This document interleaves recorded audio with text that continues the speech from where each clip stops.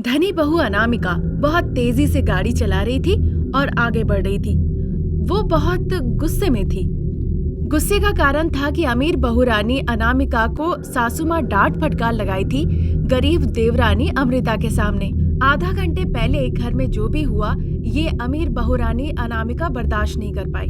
खैर है कि वो सासू माँ थी, अगर कोई और उस गरीब बहू रानी की तारीफ करे वो भी मेरे सामने, ऐसा लगता है कि मानो कि मैं नंगे पांव आग में चल रही हूँ। एक बार तो लगा कि 1 केजी मिर्ची पाउडर किसी ने मेरे पे डाल दिया हो। मेरे पास पैसे है, गाड़ी है, जेवर है, महंगे महंगे कपड़े हैं, उसके पास क्या है? ऐसा सोचते हुए अनामिका तेजी से गाड़ी चलाए जा रही थी। अचानक से वो देखती है कि एक किसान जो अपनी बैलों को रास्ता पार करवा रहा था, वो तेजी से ब्रेक लगाती है। वो आदमी गाड़ी के नीचे आ जाता है तो गुस्से से कहती है, स्टूपिड कहेंगे, बैल की तरह सड़क घेर के खड़े हो। ये तो बैल ही है। मैंने इन्हें बैल नहीं कहा, तुम्हें कहा। मैं भी आप ही से कह रहा हूँ, इन्हें नहीं। जब किसान ने अनामिका को पलट के जवाब दिया तो अनामिका का गुस्सा और तेज हो गया।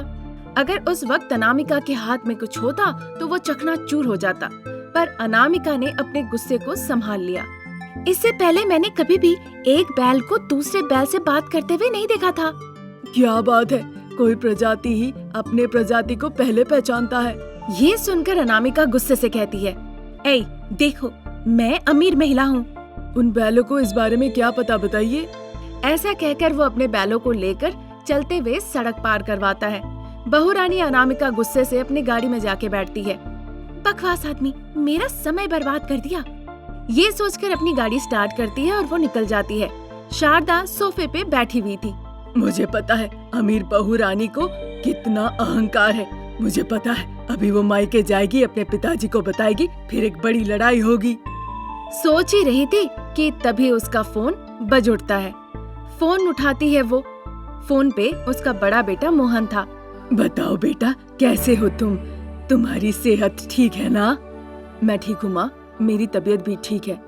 माँ, वहाँ अनामिका है क्या?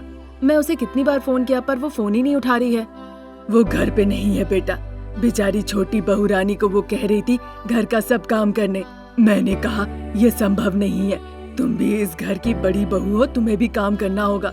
इस बात पे वो कहने लगी कि वो अमीर बहू रानी है, वो ये सब काम नहीं करेगी, और गुस्से से गाड़ी लेके मायके चली गई।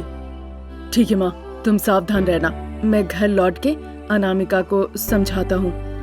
ऐसा कह के मोहन फोन रख देता है। शारदा भी इधर से फोन रख देती है। ये तो समझदार है, पर बहू रानी को बहुत अहंकार है, पता नहीं कैसे परिवार चलाएगी। ऐसा कह के शारदा चिंता कर रही थी। उधर धनी बहू रानी अनामिका को सड़क पे स्पीड ब्रेकर दिखा नहीं। अब चूंकि वो बहुत तेजी से गाड़ी चला रही थी तो गाड़ी अपना कंट्रोल खो देती है और जाके एक पेड़ से टकराती है और अनामिका बेहोश हो जाती है। उधर अमृता जो खेत के तरफ जा रही थी, उसने देखा कि एक गाड़ी आके एक पेड़ को टक्कर मारी है। ये गाड़ी देख के तो लग रही है कि अमीर बहू रानी की गाड़ी है। ये सोचकर वो भागते हुए आती है देखने के लिए। आकर देखती है कि अमीर बहू रानी अनामिका बेहोश पड़ी है और उसके सर से खून बहे जा रहा है। ये देखकर अमृता बहुत चिंतित हो जाती है। दीदी, दीदी, क्या हो गया? आंखें खोलो, दीदी, दीदी। ऐसा कहकर वो अनामिका को जगाने की कोशिश करती है, पर अनामिका अपनी आंखें नहीं खोलती।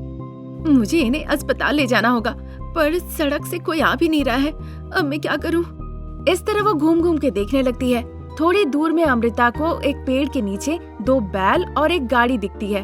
वो देर न करते हुए जाके उस बैल गाड़ी को लेकर आती है जहां अनामिका बेहोश होकर गिरी थी।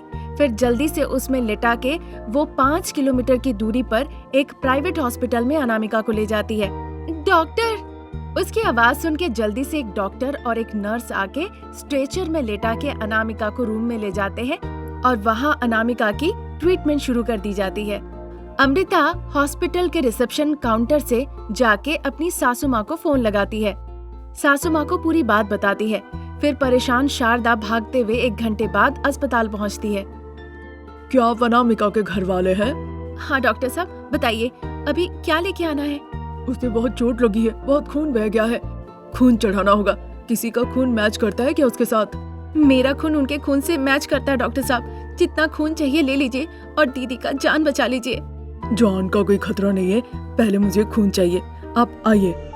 डॉक्टर साहब के कहे मुताबिक अनामिका उनके पीछे पीछे जाती है। उसे बेड पे सुलाया जाता है। वो रक्तदान करती है। आधे घंटे के बाद अमृता जो रक्तदान करने गई थी, वो सासू माँ शारदा के पास लौट आती है। माँ शारदा बेटा मोहन को फोन करके पूरी बात बताती है। बड़ा बेटा मोहन ऑफिस से निकल जाता है। छोटा बेटा रमेश को जब ये बात पता चलती है तो वो भी खेत से निकल जाता है। एक दिन निकल जाता है। अमीर बहुरानी अनामिका अपनी आंखें खोलकर देखती है। उसके सामने अमृता खड़े होकर मुस्कुरा रही थी। ये देखकर अनामिका को बड़ा गुस्सा आता है। इस भिखारी वाले चेहरे को ही देखना था। छी छी, ऐसे लोगों का जीने का कोई अधिकार नहीं होना चाहिए। तुम अगर अमृता के बारे में एक शब्द कही तो मैं बर्दाश्त नहीं करूँगा। पर मैं यहाँ क्यों हूँ? अमीर बहुरानी अहंकार का चश्मा पहनी थी। उसे स्पीड ब्रेकर दिखा नहीं और वो जाके एक पेड़ से टक्कर मारी और वहीं पे बेहोश होके गिर गई। फिर तुम्हें ठेले में लटा के अस्पताल ले आई। यही अमृता। यहाँ से थोड़ी दूर में ही एक अमीरों का अस्पताल था। आपको पता है ना, आपको वहाँ ले जाना चाहिए था। तभी वहाँ पे डॉक्टर साहब आते हैं। अगर एक पल भी देर होता तो आज आप बात करने लायक नहीं होती। अपनी जान को खतरे में डालकर अमृता ने आपको खून दिया और आपकी जान बचाई। डॉक्टर साहब की ये बात सुन के अनामिका रोने लगती है। फिर वो अपने आंसू पोंछकर अमृता के पास जाती है। दोनों बहुओं को एक होते देख सभी लोग बहुत खुश हुए। अनामिका के अंदर ऐसा बदलाव देखकर सासू माँ शारदा और अमृता बहुत खुश होती है। फिर सभी लोग मिलके अनामिका को घर वापस ले आते हैं। तब से वो परिवार सुखी सुखी जीवन व्यतीत करने लगता है। गर्भवती बहू पार्ट 1 में गर्भवती बहू अनामिका, जो कि पूर्ण गर्भवती थी, उसके पति रमेश उसे घर से बाहर निकाल देता है और उसे कहता है कि अपने मायके चले जाने के लिए। हफ्ते भर के अंदर रमेश ज्योति को शादी करके घर ले आता है, जिससे शारदा और प्रसाद बहुत खुश थे, पर ज्योति बहुत गुस्से में थी। रमेश, पहले इन दोनों भिखारियों को घर से बाहर निकालो। ज्योति की ऐसी बातें सुन के शारदा प्रसाद बहुत दुखी होते हैं। रमेश इस बात को मुस्कुरा के लेता है और सब कुछ शांत करने की कोशिश करता है। अरे ज्योति, ये भिखारी नहीं है, ये तो मेरे माँ पिताजी है। रमेश की बातें सुन के ज्योति मुंह बनाते हुए कहने लगती है, ऐसा क्या? मुझे तो लगा कि दरवाजे के सामने कोई भिखारी खड़ा है। Ramesh, I am so sorry. अरे सॉरी क्यों बोल रही हो? देखो, माँ पिताजी को इस बात का बिल्कुल बुरा नहीं लगा। वो तो हमारी जोड़ी को देखकर खुश हो रहे हैं। अरे ज्योति बेटा, हमें बिल्कुल बुरा नहीं लगा। हाथ पर रहते हुए भी इनके पैसों पर बैठ के खाएंगी तो बुरा कैसे लगेगा? ए लड़की! ये सुनकर ज्योति को थोड़ा गुस्सा आ जाता है। क्या लड़की? मैं इस घर में आई हूँ बहू होके, ढेर सारे पैसे लेके। मेरा नाम है ज्योति। आपका नाम क्या है? Hello uncle. मेरा नाम प्रसाद है और इसका नाम शारदा। सुनिए शारदा आंटी, मेरा नाम ज्योति है। सावधान रहेंगे तो मैं रोशनी दूंगी, नहीं तो पूरा का पूरा आग ही लगा दूंगी। अब आपकी मर्जी, आग लगाना है कि खाना पकाना है। इसके बाद तो शारदा का चेहरे का रंग ही उड़ जाता है। शारदा को अब दिल नहीं कर रहा था कि उसके नाम से भी वो बुलाए, पर क्योंकि पैसे थे इसीलिए वो एडजस्ट कर रही थी।